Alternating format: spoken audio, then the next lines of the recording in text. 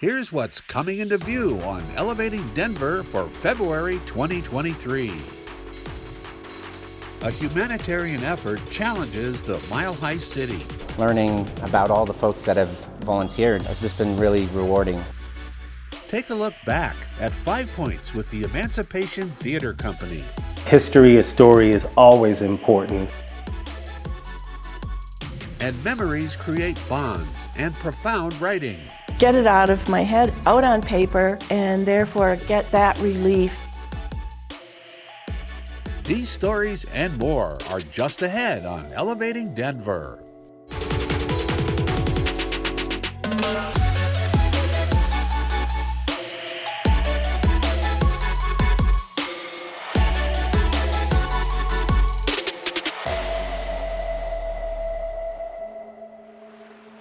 Well, it has really been an impossible situation. Starting at the first moment, it was time to cross the jungle. I mean, the entire experience was incredibly difficult. Mothers with children, adults, people whose relatives don't know what happened to them. And I'm sure they will never know why they lost their lives. In December, Denver experienced an influx of migrants from South America. The arrival prompted Denver to convert 3 recreation centers as well as city buildings into temporary emergency shelters. In addition, the city paid for families with children to stay at hotels, allocating over $3 million as part of the humanitarian effort. Beyond the politics, critical opinions, and calls for immigration reform, there was a basic need to provide aid to people with little more than the shirt on their back. It's just been, at times, frankly, overwhelming just to hear some of the stories of our guests and how they arrived here and what they had to overcome just to get to the United States. It's not that anyone told me. I essentially witnessed it. I saw many people. Well, you see, it's difficult to successfully cross Panama. I spent the journey living one day to the next, and through each country, the thieves took so much. They have really sad stories. Like there was this lady that she was traveling and she has her baby with her, and for some reason they have a kind of an accident and the baby died on the way, and she didn't want to leave it on the jungle, so she carried the dead baby for like days until they got into a place where she can bury him. Or people that were walking and the person that was next to them to just fall and pass. They've been seeing a lot of things. They've been seeing a lot of people get hurt or get kidnapped. Most people arriving at the shelter were suffering from malnutrition, in need of medical help, and did not have the basics to protect themselves from Colorado's extreme cold. Denver residents did not hesitate. They answered the call by donating winter clothes, toiletries, and volunteering at shelters. Denver city employees adopted new job roles and worked around the clock to provide essential care.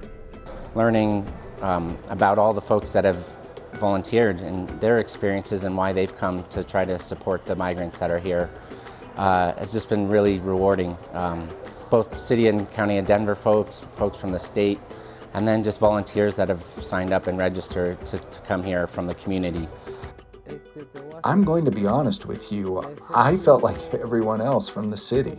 That is, the treatment of all of us was very surprising. Hello? They speak Spanish? We all laughed. We were able to talk with one another. The treatment has been super great. You see, you made us feel like we are part of the family. Well, since I've been here, I've been in the gym and I help with the food. So everybody's able to have a warm meal and maybe a drink, and helping with maybe people come and do laundry, helping to get everything organized. And I'm just trying to them understand our culture in America and how they can be able to progress a little bit here. I think everyone's worked incredibly hard to make this an experience that's positive for the folks that have gotten here. Most of the nearly 6 million Venezuelans who make up Latin America's largest exodus in recent years remain in other countries in South America. However, economic devastation amid the COVID-19 pandemic, coupled with the rise of authoritarian regimes and internal armed conflicts, has prompted a small but growing number to move onward again, often towards the United States. That is the first thing that I ask. Why did you go out of your country? One of the things they mention is, if we're not agree with the government, that we are out. Some of them says we have a job, but the job that they have, they pay them like maybe $7 a month. And our food is $25 to buy a chicken. So we don't have money. The government is not helping us in any way. And besides that, they've been doing all wrong to us. Let's see. To see so many people who came willing to contribute, to work and get ahead. As in every country, there are good people, there are bad people. We should not be judged by others' mistakes. Because one person has made a mistake, I shouldn't have to pay for them. You know what I mean? I only ask for the support of a permit or something that makes us valid, so that we can find a good job, to contribute to the state, and grow as a person. I think it's just a lot of good people, hardworking people that are trying to make a better life for themselves, all with the all the same goal of getting here to improve their life and improve the lives of their families. For the people making this incredible journey, the future is unclear. On average, most South American immigrants obtain lawful permanent residence in the United States through family ties. Central to the motives behind this crisis is opportunity, the desire for a chance to live and thrive. It was too strong of an incentive that forced me to do this, to leave my country, to cross cities and other countries without knowing the risk that one takes. The things that one goes through is difficult, but always with the mentality of getting ahead and giving my children a better future.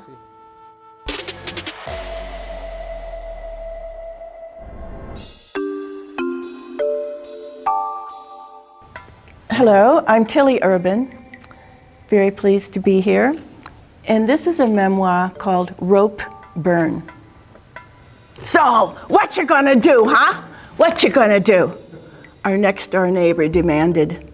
Mrs. Harley, with pugnacious chin thrusts at my mother, she gestured to my sister and me. Embraceable Differences by John O'Lantern. To be seen, the best way I could think of to describe the privilege of growing up in Park Hill is to affirm that we were all seen.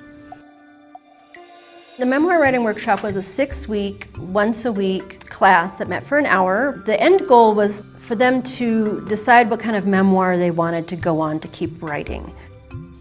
I'm Suzanne Gelwick Knight, and I am the older adult librarian for Park Hill branch of Denver Public Libraries. One of my first things we decided to do was start to bring in some older adult programming again, and I thought we would try a memoir writing class here at Park Hill.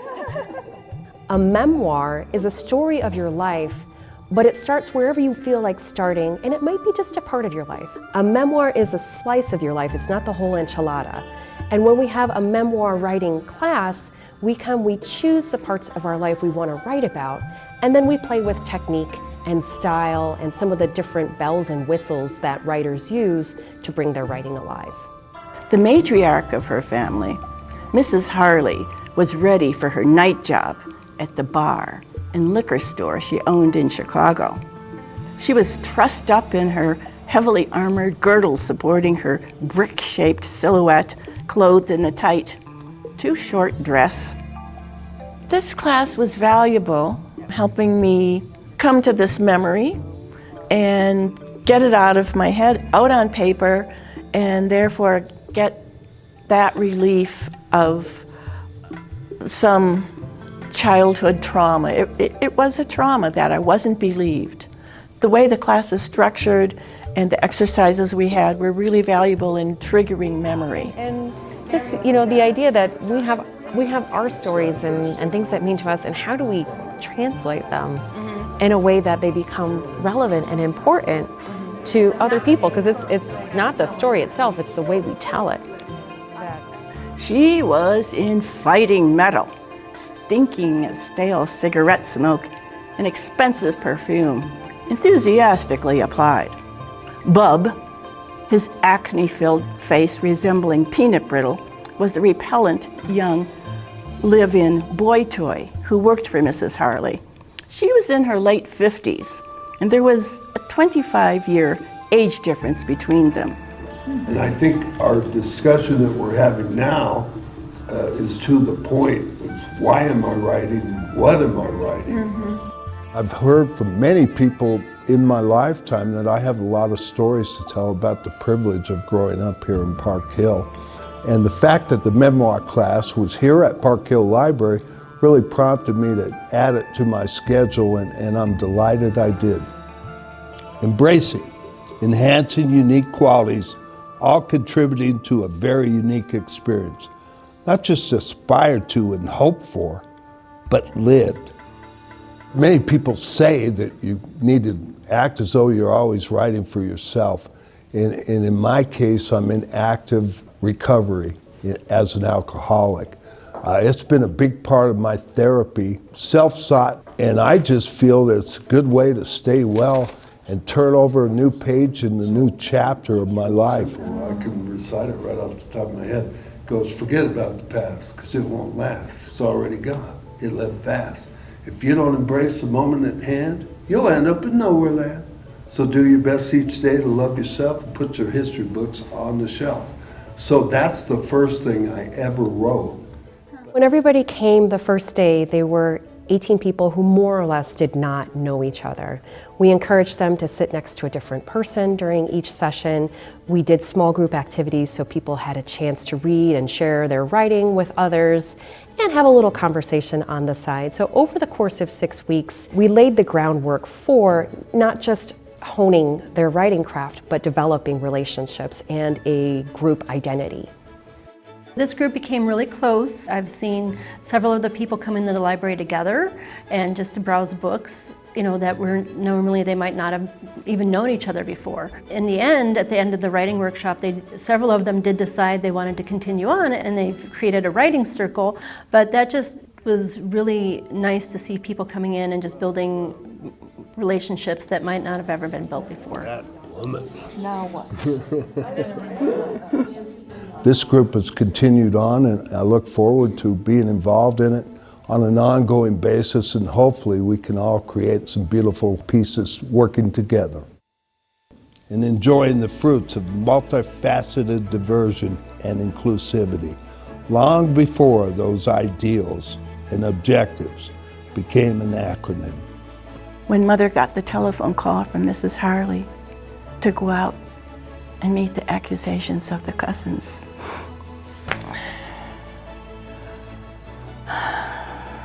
how had the day gone so terribly wrong?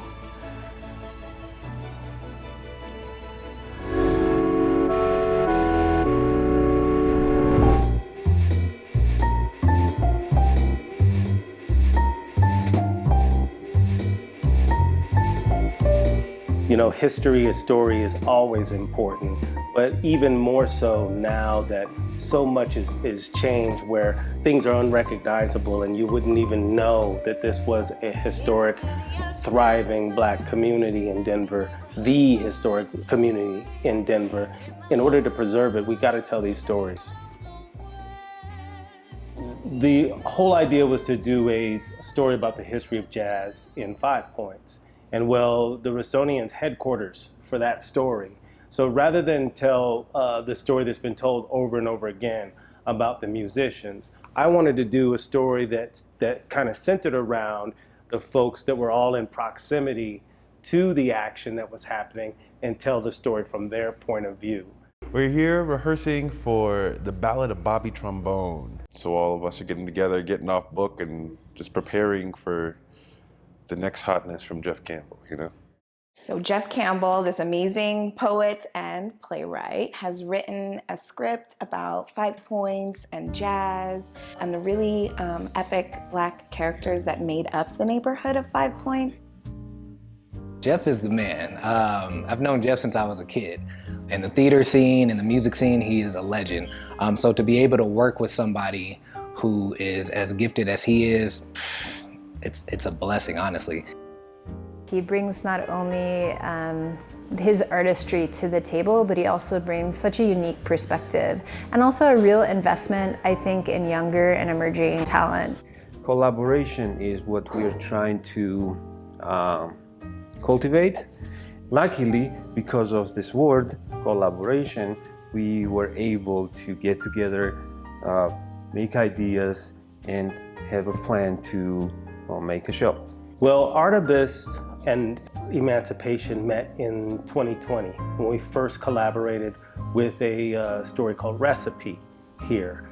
And just their approach to direction and the aesthetics of this building, it made perfect sense that we do something that correlated with that era, the jazz era, here.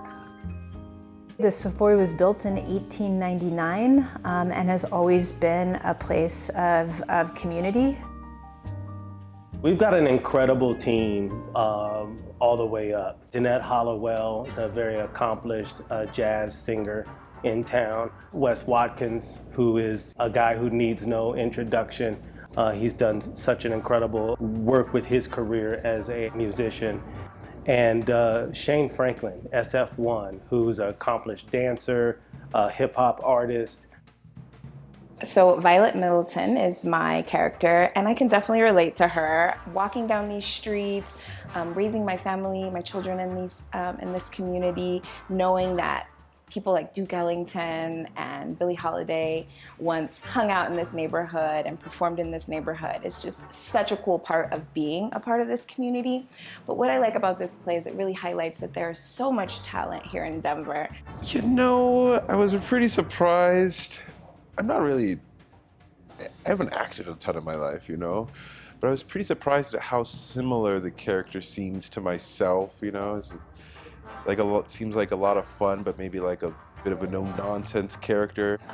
So I play Simon Moody. He is a recent graduate of Manual High School, young, excited to get into the world, talented, and of course he needs a job, so where else during that time period to work than the Rossonian. I'm optimistic that the Rossonian will be vibrant again with culture and history thriving once again. It's a magical place, it's a historical landmark, and I would love to see it in operation so that other generations could get in there and learn about why that building is important. I've always been infatuated with that building since I was a kid, and especially where it sits right there at the heart of 5 Points, at the 5 Point intersection. For it to come back to be revitalized with love, with passion, with culture. Intimate theater is really magical and it's special, and I'm glad that there is an opportunity here at the Savoy to really preserve that as an art. I truly hope that they are thoroughly entertained, and then ultimately to be able to go and tell their friends to come and see the show, but also have that newfound knowledge about what this area truly is. I want to continue to tell these stories, specifically Black history in Denver, and make sure that these folks are remembered. I'm going to keep doing this until I can't do it no more, until the final curtain closes.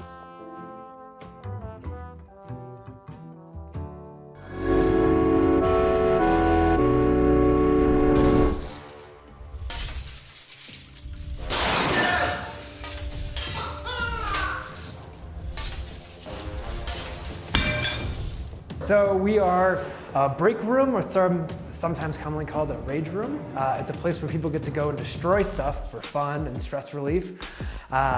Basically, we give them sledgehammers, baseball bats, crowbars, set up a room full of glassware, electronics, furniture even, and they get to go crazy destroying that stuff, just kind of blow off steam and have fun. So in here is our lobby. Here's where people come in, check in, sign their liability waivers, stuff like that. We also have extra stuff available for people to purchase, fun knickknacks, TVs, windshields, stuff like that. So we have a pretty wide clientele. I mean, we've had teenagers to people retired. We get a lot of date nights, birthday parties, bachelorette parties. There's a new thing called a reverse bachelorette party or divorce parties that we get a lot of. We've also started to do corporate events. Lots of people like to come in and see, maybe the quiet person in the office suddenly go crazy destroying a printer, stuff like that. Everyone hates their printer and wants to destroy it just like Office Space. It's fun to do something with your team that's outside of work. You get to come in, destroy stuff. Anyone who kind of just has excess energy and needs to come blow off some steam, do a little exercise and have fun. Once people are done here, they come into our armory. Here's where people choose their wrecking tools and put on remaining safety gear.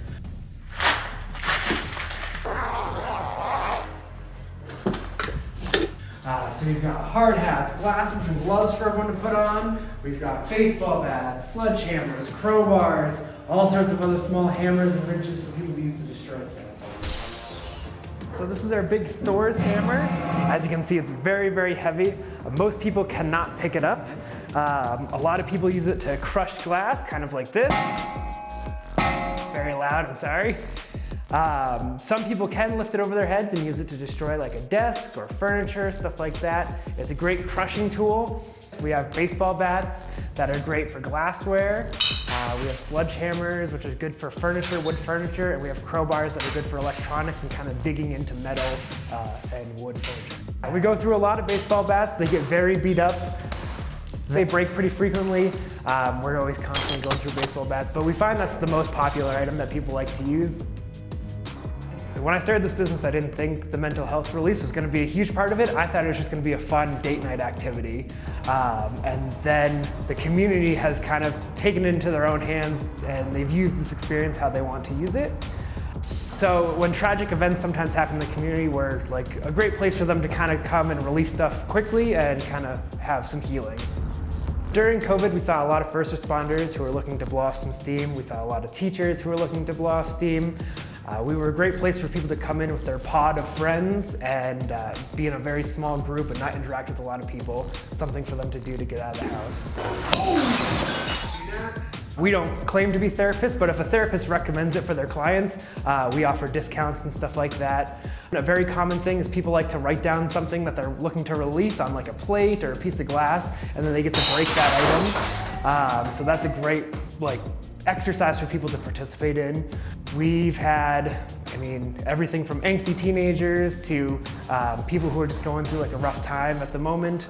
A break room is great for mental health. I think it's a great way to release steam, the same way going for a run or a jog. You're releasing endorphins, you're releasing excess energy.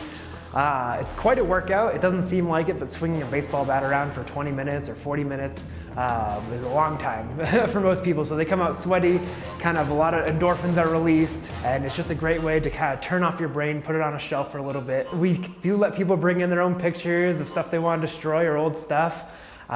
Mostly they're just looking to scream and yell and have fun, kind of releasing some of that built up energy or tension that they've had for a while.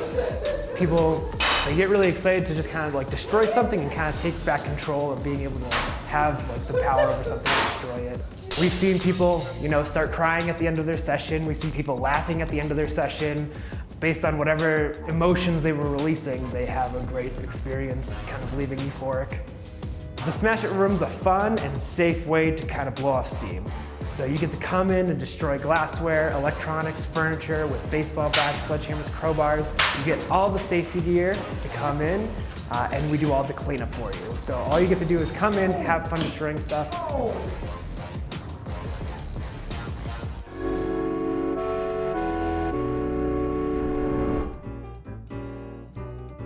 He was quite an athlete throughout his school career. At the University of Denver, he was considered the one-man track team.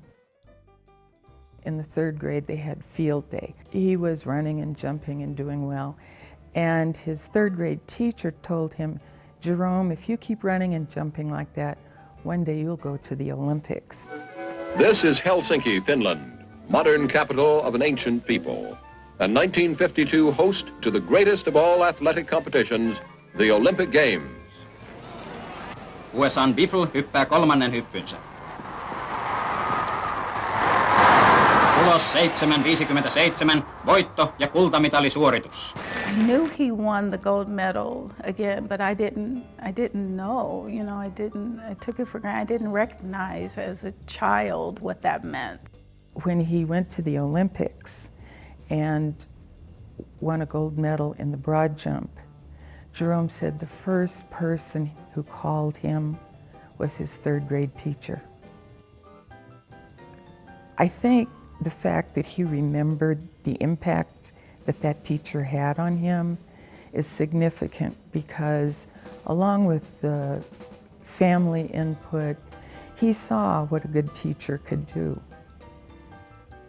Jerome Biffle was the first Olympic gold medalist from Denver. Biffle was a star at Denver East and DU before taking the world stage. But when he returned home to the Mile High City, his legacy came into focus during his tenure as a counselor and coach at his alma mater. I think there was Jerome, the world-class athlete, and there was Jerome, the man committed to family and community. Mr. Biffle was a counselor at East High School and also a coach. And he retired in the 90s. If you did a survey of the black students that were at East High School during his tenure, you would discover that a lot of them went to college because of his suggestions and because of his insight. My grandfather valued education a great deal, and so from an early age I was always expected to exceed in my academics. I grew up believing, because of my grandfather and my grandmother, that education was extremely important, and if it wasn't, they would not have kept it from us for so long. It was like a treasure that it was my obligation to seek that treasure and make the most of it. Jerome had a positive impact on many, many people. I can't say how many hundreds or thousands of kids he impacted, but working at East High, which had thousands of students, and for over 2 decades, he certainly was well known, and he made young people feel better about themselves. And his wife, Mrs. Biffle, was doing the same thing over at Manual High School. So the two of them, it felt like they had an agenda to coach and counsel the students beyond their perceived capabilities and encourage them to go to college and encourage them to try new and different things with their career aspirations. I entered high school, he was on the verge of retiring, but he had such a reputation in the public school system that I could not do much without him knowing. And I was always running into older adults who would give him credit for guiding them and helping them get into college or graduate from high school. I did hear several stories. I would not have gone to college if it weren't for your grandfather. He challenged folks to be their best. He challenged students to achieve their best. Jerome Biffle was a pillar of the Black community that may not have necessarily been recognized in his time and maybe recognized a little too late. I think his spirit still lives on in East High School. I don't think that anyone can not see the legacy he left in Colorado's athletic history, at East, at DU. He shouldn't be forgotten.